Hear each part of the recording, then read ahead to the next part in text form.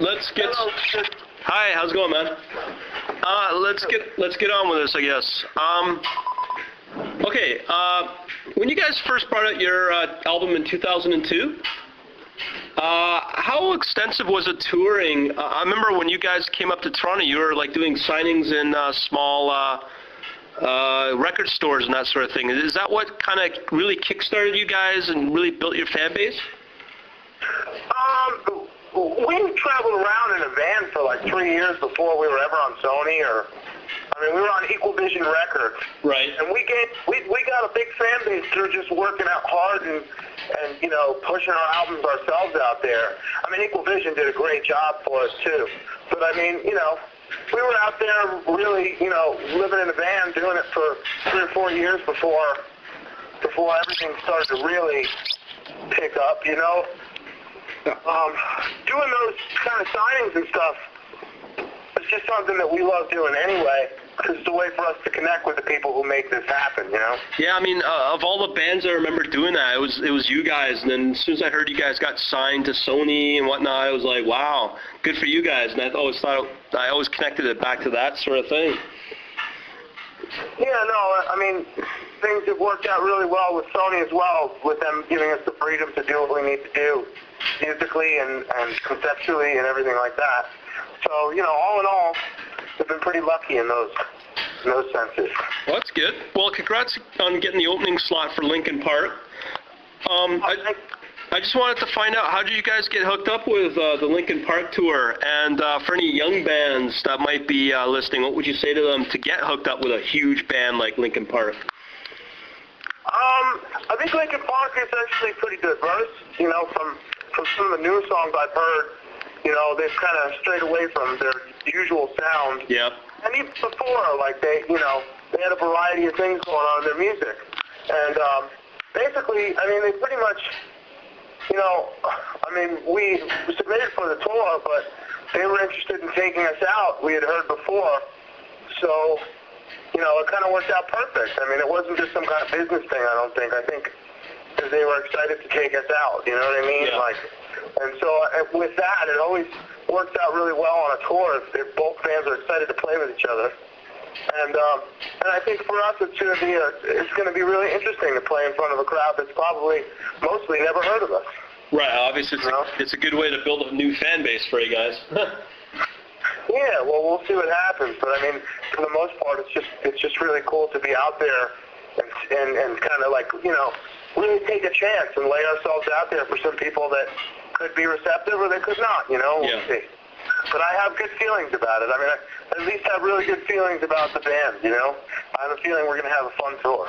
That's awesome. So. That's awesome. Now, I was reading that you guys still do a lot of jamming components in your shows. Is that something you guys still do? And if that was the case, if somebody was to follow around you guys, would it be safe to say that the show would be completely different on each stop? I'm sorry, can you repeat that? Okay, no problem. It's a two-part question. When you guys go jam, are you guys still kind of jamming at the end of each particular song or in your shows? I'm having trouble, man. Really? Can you just try it one more time? Yeah, sure. Can you hear me okay now? Hold on. Let me just fix something on my phone. Hold on. Okay, yeah.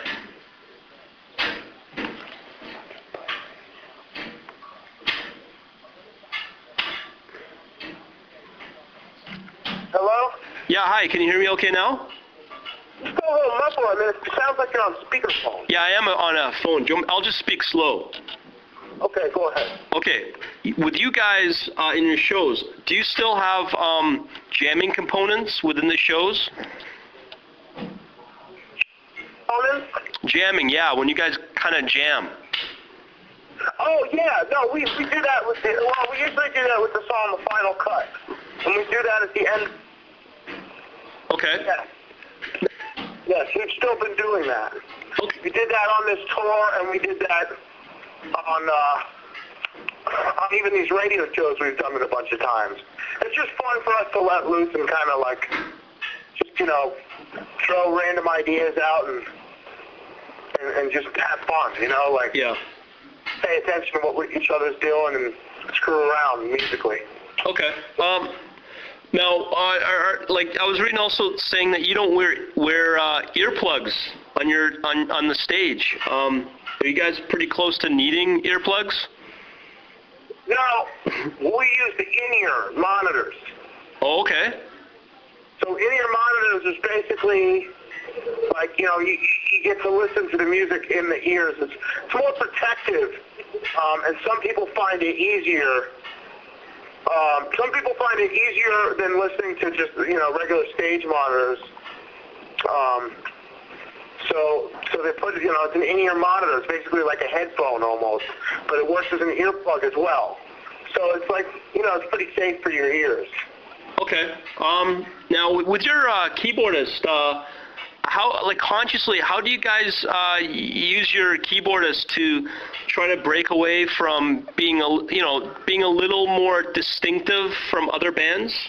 What kind of, that's on a recording level, what sort of stuff do you guys do in terms of arrangements, that sort of thing? On a recording level, it's been pretty much, if it sounds good. I mean, there was a couple of songs on this album where there was a different approach, where the keyboard kind of came first in the song, and then the guitar parts were written around it. Yeah.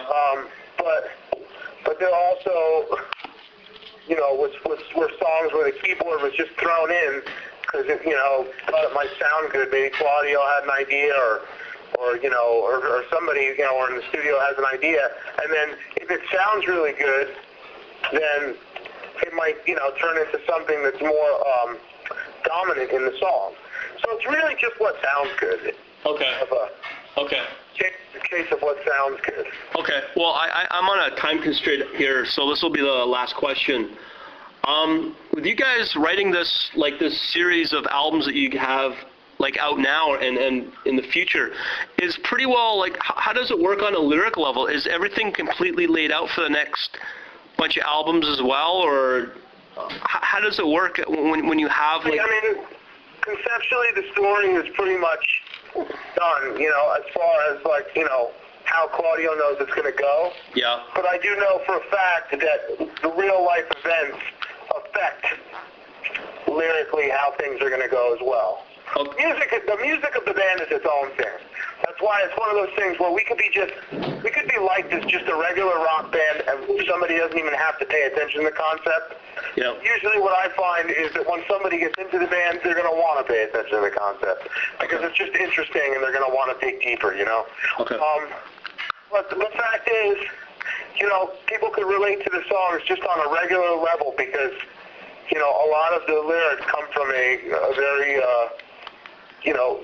realistic side. There's a lot of things in the lyrics that are based on true events. Right. And I know that for a fact because a lot of them on this album were things I went through as well because of all the band turmoil we had in the past year. Right. Okay. So it's pretty well. The story is that we do know where it's going. We're doing a prequel next. Okay. Okay. Well, go ahead. Sorry. Go ahead. No, that's it.